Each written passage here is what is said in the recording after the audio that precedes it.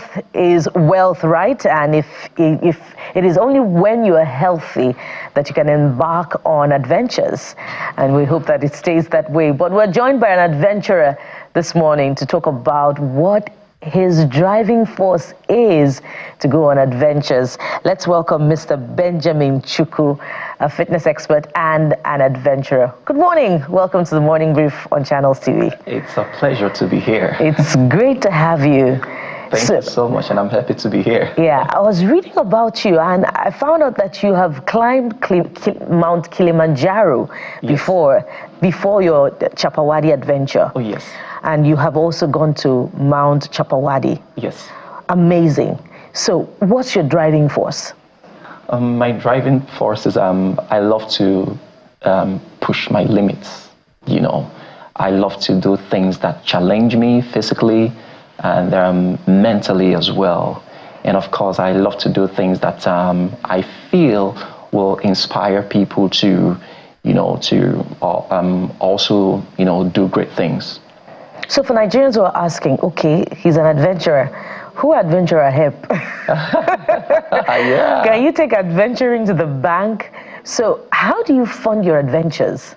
Okay, adventure sports, I can understand it's not a strong, sports in Nigeria when you compare that to football, but one has to be a trailblazer. You need to have role models, people who have succeeded in that sport, and become a role model for others, So I'm hoping to be that person, who would get in there and succeed, despite the challenges and setbacks, and of course set the example for Nigerians to become adventurers and explorers as well.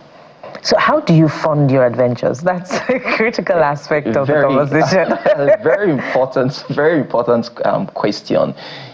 People ask that questions. Adventure sports can be expensive. You have to buy gears, and if you're traveling out of the country, you pay permits, flying, accommodation and all that. So far it's been quite challenging. It's been self-funded, and yes, I have friends who support me in their own little way, but it's been a challenge, and it's basically self-funded. So now let's get right into the heart of the conversation. Yeah. I imagine it's not a venture for the faint-hearted, climbing mountains. Yeah.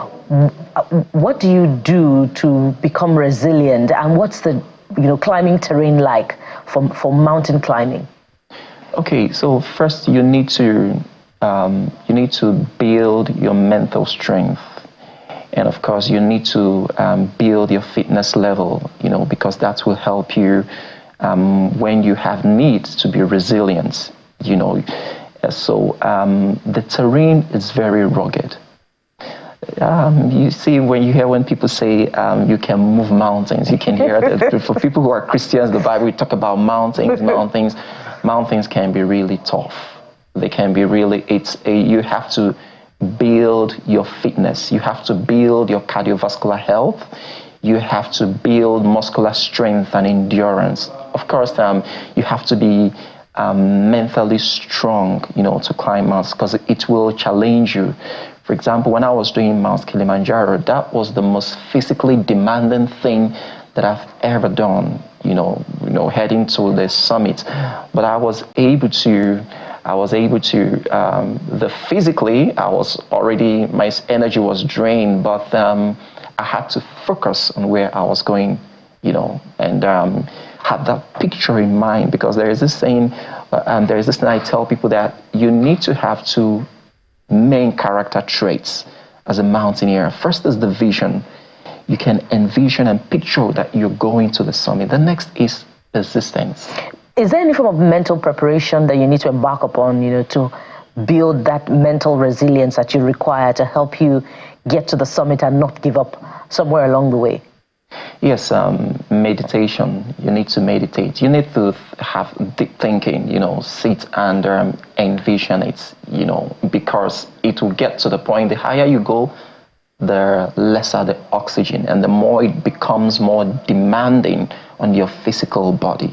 So at the higher you go, the lesser the oxygen. Oh yeah, when you're climbing, say like an Everest, there's a place they call the death zone. The death zone is from 26,000 feet above sea level, where the oxygen level is it's very limited. It's very little to sustain human life. So you have to be mentally strong. You have to be mentally prepared for the challenge. Wow. Yeah. So what are the dangers that you encounter in the mountain terrain besides the diminishing levels of oxygen, particularly for Mount Chapawadi? I'm told that it's also called Mountain of Death. Did that scare you when you were going to embark on that adventure? No, because I have done Mount Cameroon, which is higher than Chapawadi, and I've climbed Mount Stanley, which is also higher than Chapawadi, and of course I've been to Kilimanjaro. So I said, oh, I can't do that. The reason I was first to climb Chapawadi was because I'm confessing that was because people keep asking me, oh, you've done this mountain, have you done the highest in Nigeria? I said, I have to do that because Nigeria, this is my home country, and they say charity begins at home.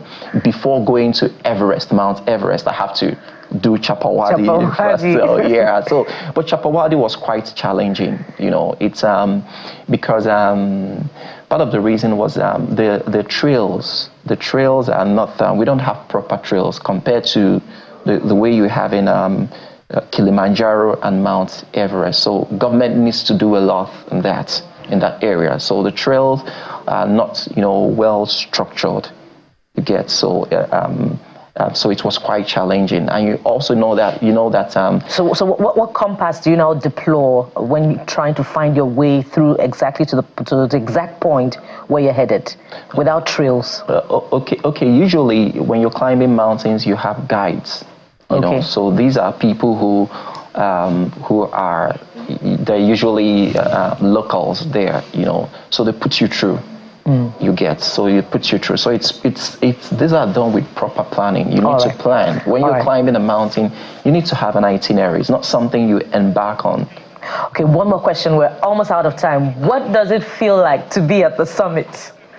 It feels great. That sense of accomplishment, that sense that something that you've always been dreaming about, you've achieved it. So it's you have that sense of accomplishment. That's, look, you finally made it to the summit. And I feel a sense of accomplishment having conducted this interview. Thank you so much, Mr. Benjamin Chukwu. Thank you for having me. Yeah. Thank you. Thank you so much. So which mountain are you climbing next?